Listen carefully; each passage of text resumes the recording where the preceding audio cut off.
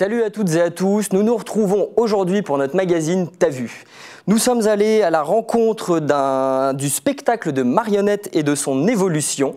Nous parlerons aussi de francophonie pour sa journée internationale. Et enfin, nous évoquerons le vide dressing qui se tient en ce moment même à Euralille. Puis nous clôturerons notre émission en recevant Charlotte Dehaye, étudiante en master qui viendra nous présenter un festival d'un nouveau genre.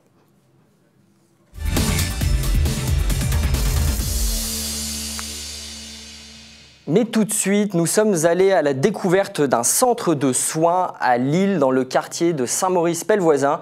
Reportage de Marine Fouquet.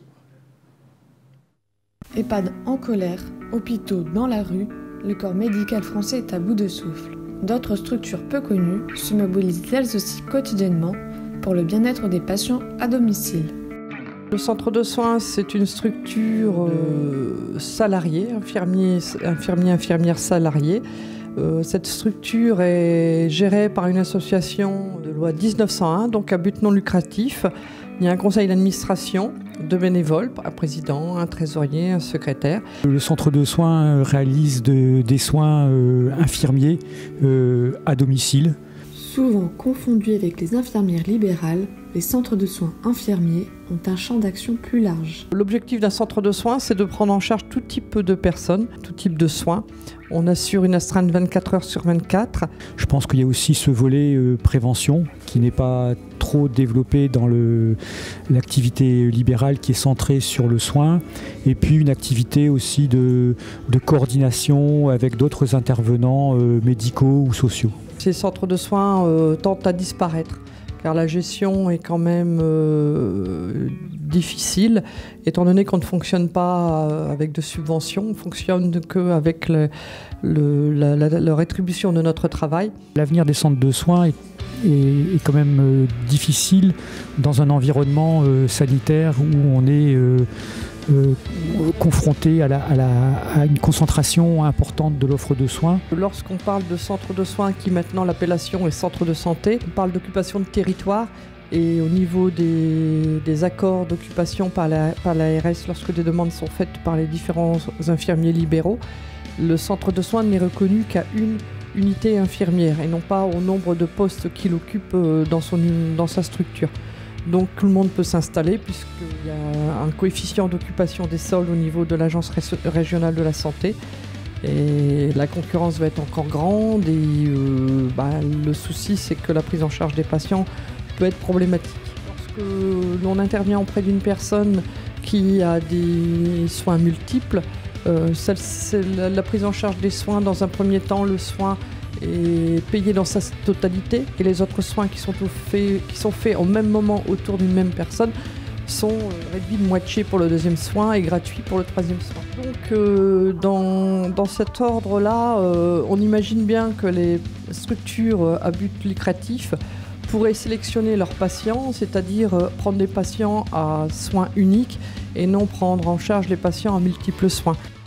La France soigne-t-elle mal ces personnes âgées ? Je ne pense pas qu'elle la soigne mal, qu'après on puisse faire mieux peut-être, mais je pense quand même qu'on a un niveau de prise en charge sanitaire ou médico-social qui est quand même d'un certain niveau. On retrouve sur notre plateau Marine. Bonjour Marine. Bonjour Gary.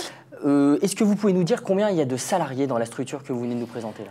Alors, elles sont 8 et il y a aussi une secrétaire, plus une infirmière coordinatrice. Mais elle est comptée dans les 8 en fait, parce qu'elle travaille aussi sur le terrain tous les jours. D'accord. Il y a combien de types de structures de ce genre sur l'île ou sur la métropole ?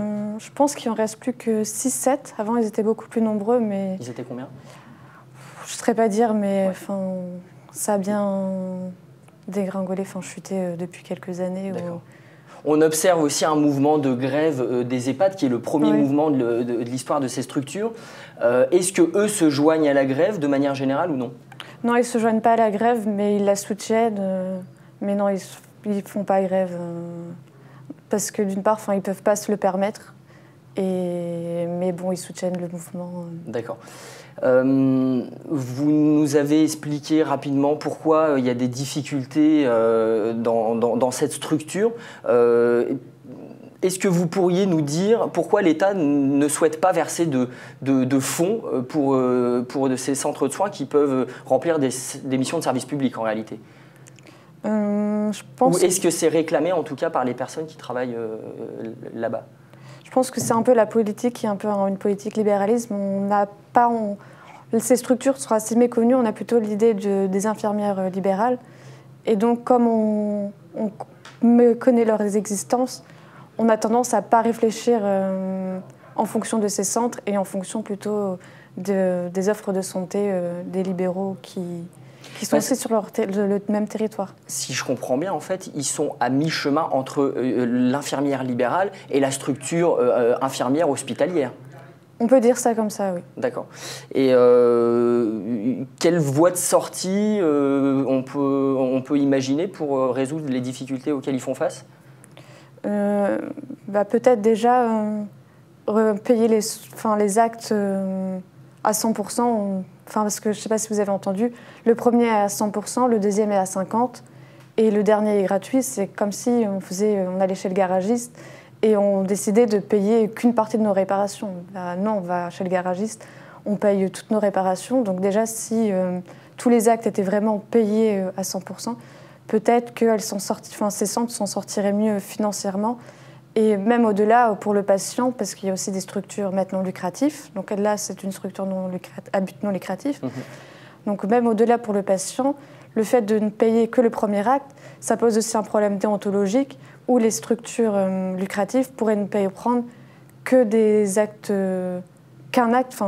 que des patients légers et mettre de côté les patients lourds. D'accord. Donc revoir un petit peu la politique de tarification des actes dans un premier temps. D'accord. Bon, je vous remercie Marie pour ces précisions.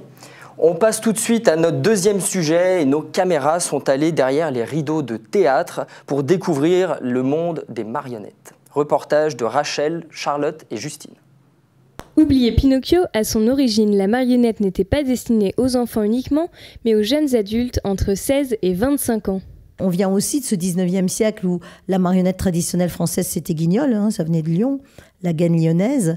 Et ce Guignol, qui normalement était un porte-parole du peuple opprimé, parce que c'était ça au début du 19e, est devenu, avec le cinéma parlant qui a vidé complètement les salles de théâtre populaire et de marionnettes des adultes, c'est devenu un spectacle pour enfants.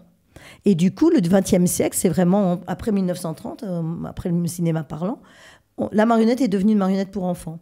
Donc la renaissance de la marionnette, elle a pris 50 ans. Elle a pris de 1930 à 1980. Dès leur début, les spectacles ont été développés par les ouvriers pour les ouvriers. La région lilloise était alors le lieu idéal pour la création de marionnettes. La raison principale est une raison économique. Pour la grande majorité, c'est une activité qui est de complément d'argent. La plupart travaillent à l'usine. Donc c'est vraiment une activité qui, pour la grande majorité, dure 1 an ou 2. L'environnement à Lille et à Roubaix, il y a un passé textile de filature. Et donc, en fait, ces marionnettistes, ils ont la matière première à portée de main. Ça leur permet effectivement de créer de très beaux vêtements. Aujourd'hui encore, la marionnette attire les grands et les petits. Elle a dû se renouveler pour s'adapter au nouveau public. Le répertoire de l'histoire de France était important puisque ça permettait d'intégrer, c'était une possibilité d'intégration pour son public et d'apprendre l'histoire de France. Ces spectacles étaient destinés pour des jeunes adultes, des jeunes ouvriers, 15-16 ans. La marionnette évolue, le public n'évolue pas. Alors, c'est pas qu'il n'évolue pas, je vais pas être insultante, mais le public est le même. L'enfant, fondamentalement, le même spectacle qu'on présentait il y a 35 ans et qu'on présente aujourd'hui, va les faire rire aux mêmes endroits. À l'exception près, il y a des choses qui ne les font plus rire aujourd'hui. De la réveiller, puisque de toute façon, je vais la boire. Oh non, non, je t'en supplie, ne fais pas ça. Ne bois pas Gouttelette. Et pourquoi, s'il te plaît, est-ce que je ne pourrais pas boire Gouttelette? C'est mon amie. Elle est toute petite. C'est la première fois qu'elle vient sur Terre. Laisse-la visiter le monde entier. Ah, mais tu es amusante, mais j'ai soif, moi. Oh, écoute la fourmi. Ce dernier jour, il a plu. Je pense que c'est aussi intemporel. Je crois que ce qui est différent, c'est les conditions dans lesquelles c'est diffusé, d'une part, et d'autre part, le public recherché. Il y a des changements, bien sûr. Je pense que, d'abord, il y a beaucoup plus de marionnettistes qu'avant. Quand on a commencé en France, on était 200 en tout. Aujourd'hui, je crois qu'on est 2000. Donc il y a déjà une grosse différence. En hommage aux marionnettistes de la région, le musée de l'Hospice-Comtesse à Lille expose ses héros de fil et de bois jusqu'au 15 avril. Nous retrouvons sur notre plateau Rachel. Bonjour. Bonjour Rachel. Bonjour Gary. Question très simple. Est-ce que la marionnette, ce serait plus un spectacle populaire ou bourgeois dans son histoire? Alors je pense qu'on l'a bien montré dans le reportage, mais dans son histoire, au départ, la marionnette est populaire. Sont vraiment les ouvriers qui font des spectacles pour avoir des revenus complémentaires. Lorsque leur femme est malade, par exemple, ou si les enfants n'ont pas encore l'âge de travailler, on va faire un spectacle pendant une année, par exemple, et on a un peu de revenus en plus. Donc, à la base, à l'origine, c'est d'abord un spectacle populaire. D'accord. Qui s'est petit à petit institutionnalisé. On voit qu'il y a 2000 marionnettistes désormais. Comment on peut expliquer cet engouement, cette explosion ? Alors ça s'explique parce qu'en effet, il y a des écoles qui se sont créées, il y a un festival international. À Charleville-Mézières, ça s'est vraiment développé. Donc la France est aussi devenue un centre important pour les marionnettes et les marionnettistes. Donc voilà, ça peut s'expliquer par tout ça, un renouveau un petit peu de l'offre proposée aussi artistique. Et j'ai cru comprendre qu'il y a un glissement de public vers un public plus jeune. Oui. Est-ce que vous pouvez nous expliquer pourquoi ? Alors, avec avec l'apparition du cinéma, les populations plus âgées se sont totalement tournées vers le cinéma et ont abandonné les spectacles de marionnettes, parce que c'est vrai que c'est plus vivant, etc. C'est un changement culturel. Et donc, les marionnettistes, pour survivre, ont adapté leurs spectacles pour les enfants. Donc maintenant, c'est vrai que c'est plus des spectacles pour enfants, mais avec toujours parfois des contenus pour les adultes aussi. D'accord. Une possibilité d'aller voir un spectacle de marionnettes prochainement ? Oui, alors on peut aller au théâtre de marionnettes de Ronchin qui propose le spectacle La Gouttelette samedi soir justement. Donc il faut simplement réserver. Sur le site, vous trouverez tous les détails pour réserver. D'accord, bon, parfait. Merci Rachel. Merci. On poursuit. Ce mardi se tenait la Journée internationale de la francophonie. Un reportage de Juliette et Julia. Cette semaine a eu lieu la Journée de la francophonie. Un jour spécial aux dimensions politiques pour certains et aux dimensions culturelles pour d'autres. Mais avant tout, la francophonie repose d'abord sur la langue française, dont la pratique n'est pas toujours bien maîtrisée. Est-ce que tu sais ce que c'est une allitération ? Non. Non, aucune idée. Non. Est-ce que tu sais ce que c'est une anaphore ? Non plus. Non. Du tout ? Non plus. Et est-ce que tu sais ce que c'est un euphémisme ? Non. Oui, c'est le fait d'exagérer. Oui. Je saurais pas donner d'exemple, mais. Euphémisme. Non, en fait, non, je sais plus ce que c'est. La langue française est au premier plan de cette journée. De quoi faire parler d'elle, défendre sa pratique chez les francophones et son importance dans le monde. On a plutôt l'impression que la langue française est quand même devenue moins importante pour nous, même les Français. Et est-ce que vous pensez qu'avec cette journée de la francophonie, justement, on pourrait la remettre en valeur ?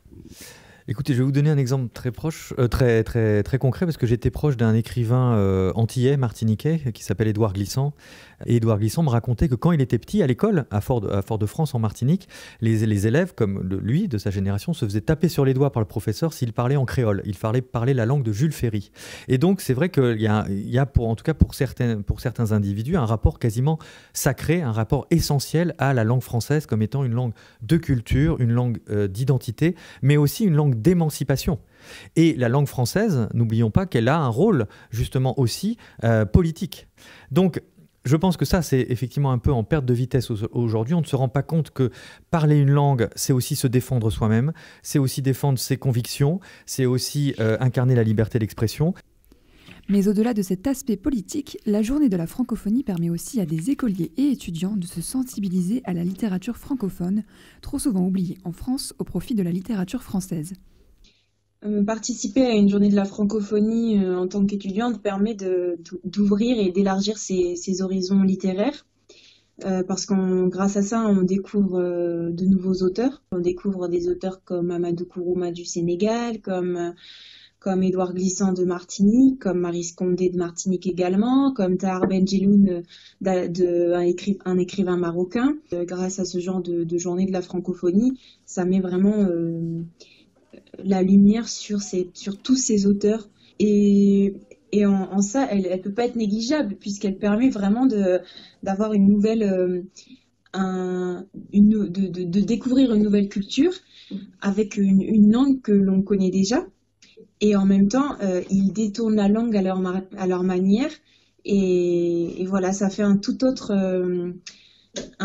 niveau de lecture. La francophonie fait donc partie de notre culture, de quoi l'écrire avec un grand F, avec emballement. Nous retrouvons pour débriefer le reportage Julia sur notre plateau. Bonjour. Bonjour. Vous pouvez nous dire très simplement combien de personnes ça concerne dans le monde, la francophonie? Alors, on va rappeler quand même la francophonie pour ceux qui ne savent pas, parce que c'est quand même un thème assez, on va dire, abstrait. C'est donc l'ensemble des pays qui utilisent donc la langue française, que ce soit de façon totale ou partielle. Alors, il y a 274 millions de personnes qui parlent français dans le monde, dont 212 millions qui l'utilisent quotidiennement. Le français est la 5e langue la plus parlée dans le monde. C'est la 3e langue dans le milieu des affaires. C'est la 4e langue utilisée sur Internet. Et en ce qui concerne les lycées français à l'étranger, on compte 350 000 élèves qui font partie de ces lycées. Et selon l'évolution démographique mondiale, en 2050 ou d'ici quelques décennies, combien de personnes parleront français?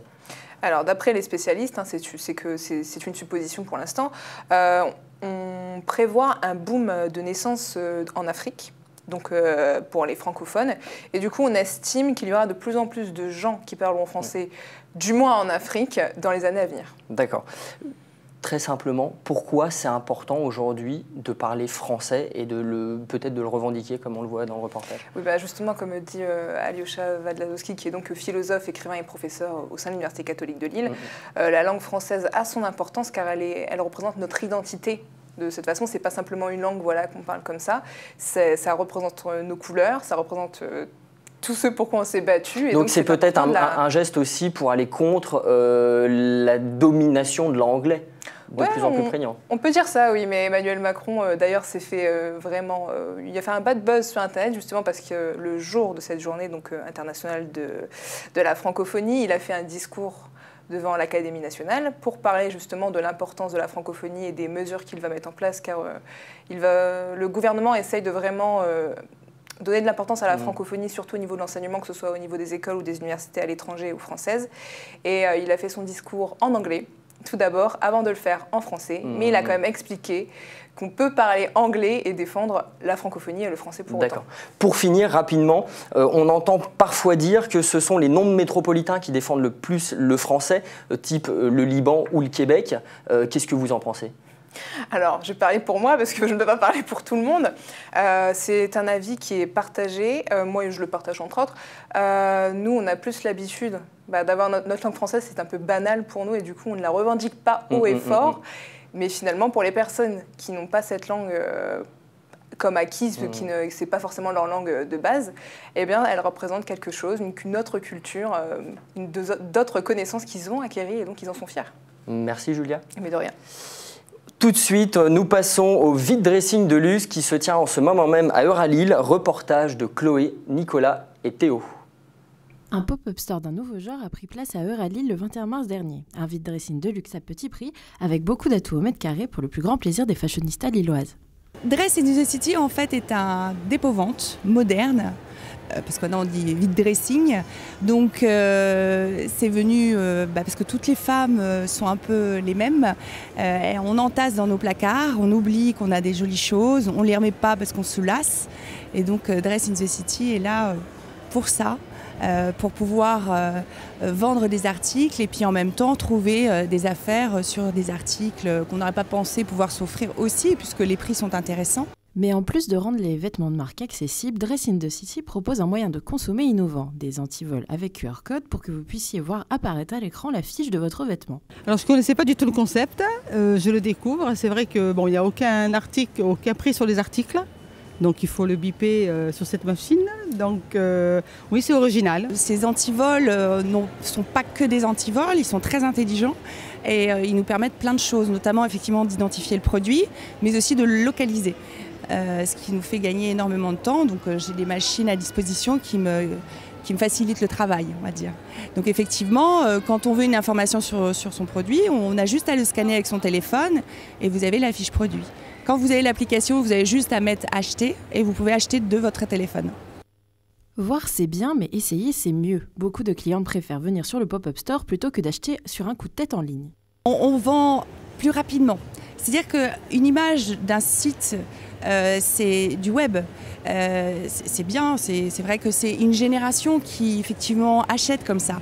Il ne faut pas oublier qu'il y a des gens qui détestent ça et qui ont besoin de toucher ou voir les articles. Effectivement, en ligne, on peut voir les qualités, surtout pour la maroquinerie. Mais sur les vêtements, moi je préfère essayer dans le cas où. Le site Dress in the City propose avant tout des produits haut de gamme dans de très belles pièces qui peuvent parfois atteindre des sommes astronomiques. Effectivement, on a eu des sacs à 8 000 €. Faut pouvoir se l'offrir. Mais à la base, c'est des sacs qui vaut beaucoup plus cher. C'est pas non plus notre cible d'avoir des prix aussi élevés. C'est-à-dire qu'on veut être accessible pour tout le monde. Que la mode soit quand même quelque chose de plus facile. Mais quel est l'intérêt de chiner dans un vide dressing de luxe plutôt que d'aller s'habiller chez les autres enseignes ? Pouvoir s'offrir aussi des sacs à main de luxe qu'on n'aura pas pu s'offrir, de faire des cadeaux aussi à des gens, voilà, en essayant, surtout quand on est étudiant, c'est beaucoup d'étudiants à Lille, mais voilà, c'est quand même sympa et voilà, je trouve qu'on essaye d'avoir des prix vraiment corrects, qui sont vraiment sincères et bien avec l'article. Ça donne accès à plusieurs personnes, des gens qui n'ont pas forcément les moyens d'acheter le prix normal, on va dire. Hein. Donc ça peut, oui, ça attire d'autres personnes, des jeunes aussi surtout, qui aiment s'habiller en marque. Si vous aussi vous sentez l'âme d'une Carrie Bradshaw, Dress in the City sera à Lille jusqu'au 31 mars avant de s'envoler à Lyon du 28 mars au 7 avril pour le plus grand bonheur des addicts au shopping. Chloé, bonjour Chloé. Bonjour Gary. Dites-moi un petit peu quel est l'intérêt d'une boutique éphémère. Alors l'intérêt c'est de pouvoir présenter ce qu'il y a sur le site internet de Dress in the City parce que comme on disait dans le reportage, c'est un site qui vend des vêtements mais ils ont les pièces dans un stock à Paris qui ramène en fait sur le pop-up store, donc ça permet de voir, toucher le vêtement et de l'essayer pour pas acheter forcément sur un coup de tête. De manière un peu plus prosaïque, quelle commission touche l'organisateur de ce type de vente? Alors il touche 30% de la commission et le reste va à la vendeuse, donc du coup, enfin la vendeuse. Celle qui vend son vêtement, la personne qui vend son vêtement, donc du coup voilà. 30%, d'accord. On est dans une démarche aussi de réutilisation, de redonner une autre vie aux habits. Est-ce qu'on sent une fibre écologiste un petit peu dans ce type d'événement ou c'est complètement secondaire? C'est pas mal parce que il y a beaucoup d'enseignes, de grandes anciennes, pas forcément comme eux, qui proposent de déposer ces vêtements. Là c'est autre chose, mais oui il y a une sorte de réutilisation, au moins on ne jette pas les vêtements, ça nous débarrasse. Et c'est, comme vous dites, écologique puisque on ne les jette pas à la poubelle et voilà, c'est vraiment, il y a une seconde vie. Bon, parfait. Merci Chloé. Tout de suite, je vous propose de regarder une bande-annonce d'un festival d'un nouveau genre, l'imposture.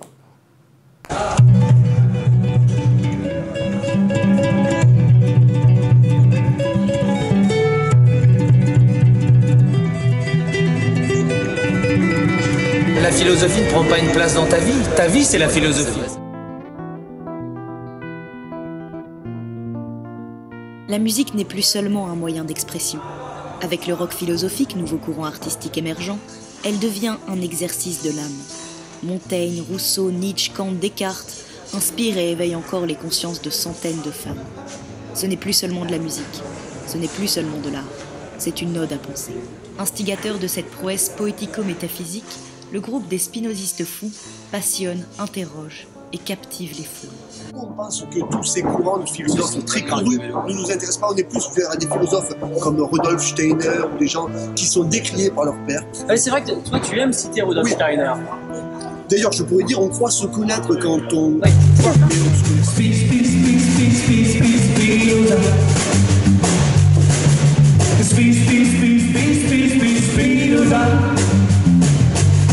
Je te vois, mais tu n'entends pas. Je te regarde, mais tu ne me vois pas. Tu es dans mon cœur et je sens en toi l'esprit de Spinoza. Ok,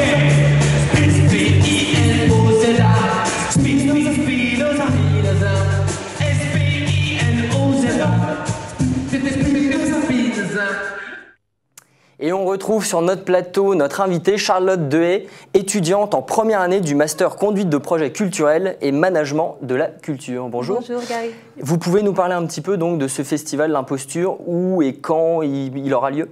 Oui, bien sûr. Donc là, on est en train de monter la première édition du festival étudiant L'Imposture, donc qui est un festival dédié au court-métrage du documentaire. Donc le documentaire, documentaire. Voilà. Oui, bien sûr. Donc le documentaire, c'est un court-métrage qui prend l'apparence du documentaire, mais qui ne relate pas de faits réels. Donc c'est en fait s'approprier un sujet d'actualité et s'en donner sa propre réalité. D'accord. Et qu'est-ce qui a motivé à ce type d'approche aussi de l'audiovisuel? Alors on est en plein dans l'ère de la société d'information, de tout ce qui est réseaux sociaux, fake news. Et donc ça nous a intéressé vraiment d'ouvrir un débat sur ce qui est vrai, ce qui est faux, et commencer à faire un jeu de miroir en fait sur qu'est-ce qui est... Pardon, je me perds un petit peu. Non, mais en fait, en montrant le faux et en déclarant d'emblée le faux, on essaie de montrer une certaine vérité. Voilà, une nouvelle vérité, exactement. Ouais. D'accord. Et ça serait pour quelle période ce festival? Donc là, on fait un appel aux candidatures, c'est-à-dire que dès aujourd'hui, tous les étudiants qui souhaitent s'improviser réalisateurs le temps du festival peuvent nous envoyer leur court-métrage sur notre site internet, donc qui est l'imposturesite.wordpress.com, et donc cela jusqu'au 20 septembre. D'accord. Oui. À l'issue donc de la récolte de ces courts-métrages, on va organiser donc une soirée de diffusion courant du mois d'octobre. D'accord, avec un jury donc? Avec un jury, oui, tout à fait, qui sera composé à la fois de professeurs et d'intervenants extérieurs. D'accord. On vous sent aussi très empreint de philosophie. Quelles ont été vos plus grandes influences et pourquoi peut-être essayer de remettre de la philosophie justement dans ce festival?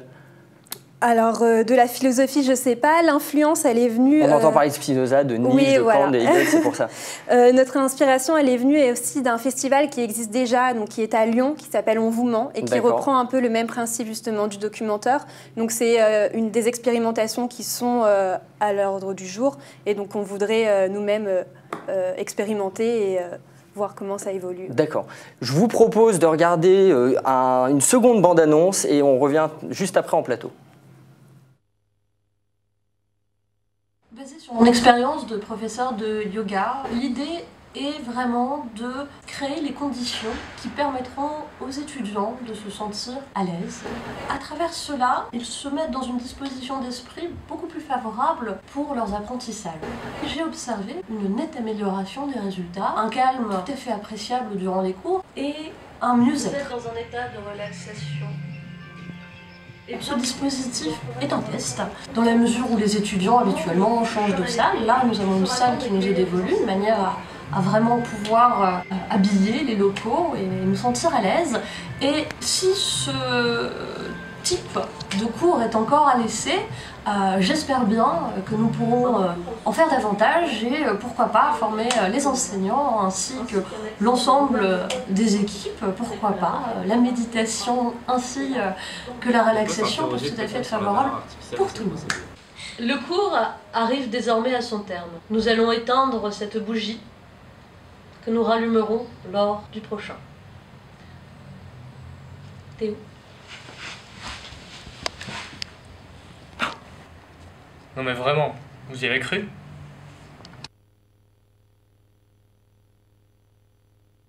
Charlotte Léré nous a rejoint dans un premier temps pour l'agenda. Charlotte Dehaye, vous faites un travail donc d'audiovisuel pour animer le débat sur les fake news. Quel message vous voudriez faire passer ? Alors on aimerait surtout, de la part des réalisateurs qui vont nous proposer leur court-métrage, beaucoup de pertinence sur les sujets d'actualité qui se passent en ce moment, notamment autour des polémiques, des fake news. Et voilà, on souhaite avoir des courts-métrages qui sont pertinents, qui sont originaux, créatifs, mais voilà, qui proposent des sujets de discussion, de débat, puisque lors de notre soirée de diffusion des courts-métrages, on souhaite également animer une conférence pour, voilà, pour comprendre un peu qu'est-ce qui est vrai, qu'est-ce qui est faux, comment comprendre les évolutions de la société de l'information. Vous, en tant qu'étudiante, qu'est-ce que vous pensez de cette volonté de légiférer et d'encadrer les fausses nouvelles ? Pour ma part, je trouve que c'est bénéfique, mais après, c'est ma position personnelle. Nous, là, dans le cadre de notre master, vraiment, on recherche vraiment la discussion et le débat autour de ça, justement, pour faire avancer un peu les idées et voilà, faire avancer quelque chose. Bah, parfait, merci Charlotte B. On se retrouve donc le 20 octobre. D'ici là, voilà, n'hésitez pas à envoyer. Le 20 septembre, jusqu'au 20 septembre, les 20 septembre, oui. Voilà, donc l'appel à candidature jusque-là. Tout de suite, Charlotte, votre agenda? Eh bien, on va commencer par ce soir à 20h, de 20h à 1h, il y a du mapping à Lille. Donc, c'est le premier vidéo mapping festival. Il y a 15 endroits de la ville qui sont concernés, dont l'Opéra, la Gare ou encore la rue de Béthune. C'est gratuit pour tout le monde, ça commence donc ce soir et demain. Il y a donc mapping qui est la projection. C'est la projection en fait sur des monuments de la ville. D'accord. Il y a des monuments, donc il y a aussi dans la rue de Béthune, donc ce sera sur les magasins, oui. C'est le mot que je cherchais. Et demain, il y a des rencontres avec les artistes internationaux qui ont participé à ce mapping. Et il y aura des masterclass du coup pour discuter si on est intéressé, voir comment ça se passe, comment ça se déroule. Aujourd'hui et demain, il y a le salon de la formation pour adultes à Lille Grand Palais. Donc il y a 4 secteurs, changer, progresser, se former et créer. Donc c'est jusque demain 18h, c'est pour ceux qui ne savent pas quoi faire après leurs études, leur master, ou ceux qui veulent changer de voie tout simplement. Donc c'est demain et aujourd'hui. Demain, il y a la fête du printemps à Roubaix, c'est au parc Barbieux dès 9h. Donc il y a de nombreuses activités, il y a les producteurs locaux qui seront là, c'est en plein air. Les activités sont au prix libre et les dons seront versés d'associations. Et il y a également une battle de cirque, c'est dimanche là, à 16h, c'est au Casino, je cherchais lequel dimanche. Au Casino Barrière, les artistes sont sélectionnés par la Ligue d'improvisation de Marc-en-Barœul, ce sont des artistes de cirque. Et le public va voter pour l'improvisation préférée. Le tarif c'est 21,80 pour un tarif normal et 11,80 € pour les enfants. Et dimanche, de 20h à 23h, c'est la nuit du court-métrage. C'est 5,50 € par personne. C'est l'aperçu du Festival du cinéma européen. Il sélectionne des courts-métrages des 5 dernières éditions. Et le Festival du cinéma européen, c'est à Lille le 6 au 3 avril prochain. C'est dans quel lieu? C'est à l'UGC, pardon. À l'UGC, très bien. Bon, week-end chargé comme d'habitude. Week-end chargé avec un peu de tout. Donc c'est le printemps, il y a du cinéma, c'est comme on veut. Voilà, les beaux jours arrivent. Merci Charlotte. Voilà, c'est déjà la fin de notre T'as vu. Nous nous retrouvons la semaine prochaine et en attendant, un excellent week-end et une bonne semaine.